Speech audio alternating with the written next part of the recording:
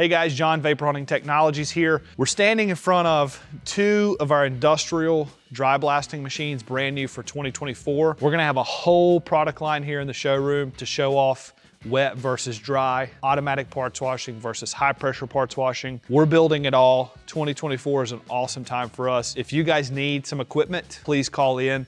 The sales team can give you demos online. They can give you demos in person. But again, what we have behind us is brand new for 2024, some of the industrial dry blasting machines that we have. We're gonna be showing these things off in more detail coming soon. Two machines here. Both machines have abrasive reclaimers and dust collectors on the back. You're gonna see some of that in the videos. Something that industrial dry blasting machines have. These are heavy gauge steel welded cabinets, fully welded cabinets. Some of these hoppers are reinforced. That is an option, of course, and of course rubber lined walls. Windows on a dry blast, we can do the bracketed style windows, so these things are easier to change out than our wet cabinets. We can't get these to seal on a wet cabinet. I know you guys are gonna ask for it, but dry cabinets, they work well, makes window change outs easier. Again, you're gonna have suction videos versus pressure videos. We're gonna talk about CFM numbers, what to look for, how to basically set these machines up, how to buy them. I will tell you, these are not cheap machines. If you guys are looking for cheap machines, these are not gonna be your answer. These are built